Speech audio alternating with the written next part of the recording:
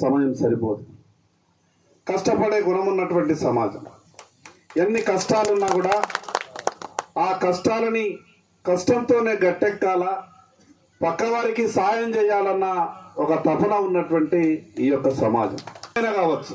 నిన్న ఒక ప్రభుత్వం ఉండే, మొన్న ఒక ప్రభుత్వం ఉండే, ఇవాళ ఒక ప్రభుత్వం ఉన్నది, రేపు ఇంకొక ప్రభుత్వం రావచ్చు. ప్రభుత్వాలు ఏవైనా ప్రజలకు మంచి చేయడమే, నాయకులు ఎవరున్నా ఏ పార్టీలో ఉన్నా నలుగురికి మంచి చేయడమే ప్రధాన లక్ష్యంగా అందరం కలిసి ముందుకు పోవాల్సినటువంటి అవసరం ఉంది. జనార్దన్ రాఠోడ్ గారు, అనిల్ జాదవ్ గారు, మేము కొబ్బరికాయ కొట్టాం, నువ్వు ఎట్లనే వేసి పూర్తి చేయాలని ఒకటి రెండు సమస్యలు చెప్పాను. చాలా సంతోషం. నా మీద నమ్మకంతో మేమైతే కొబ్బరికాయలు కొట్టేసినాం. నువ్వేం చేస్తావో ఎట్లా చేస్తావో మాకు తప్పకుండా సేవాలాల్ విగ్రహం పెట్టాలన్నారు కదా, ఆ అవకాశం నాకు మీరు ఇచ్చినందుకు నేను ఎక్కడ ఏ అవకాశం ఉన్నా కూడా తప్పకుండా నా వంతు ప్రయత్నం చేస్తా. మీకు అన్ని విషయాలు తెలుసు.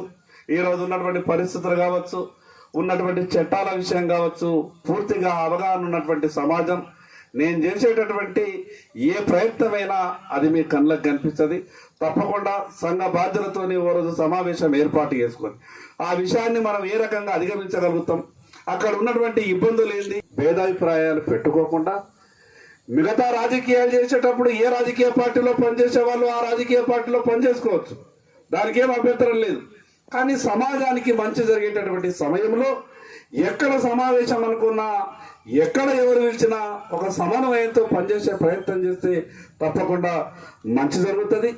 మరి ఈ 2 కోట్ల రూపాయలతో కూడా ఈ యొక్క ఏదో ఒక రకంగా కాకుండా దానికి ఒక భవిష్యత్తులో ఎక్కడి నుంచి నిధులు వచ్చినా కూడా సరైన రీతిలో ఖర్చు పెట్టే విధంగా ఒక మంచి బిల్డింగ్ ప్రణాళికతో మరి భీమరావు గారు ఈ నెలలో అనుకుంటా ఈ నెలలో రిటైర్మెంట్ అవుతున్నారు.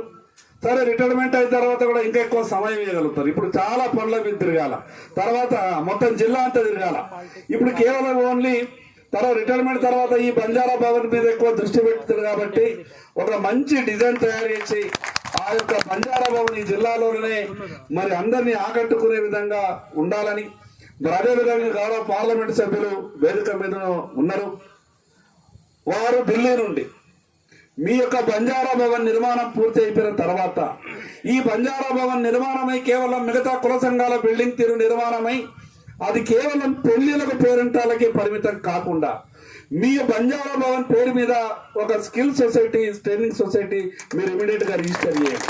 ఈ సమాజం ఈ భవన నిర్మాణం తర్వాత ఈ భవనం నుండి సమాజానికి ఏమన్నా రావాలా?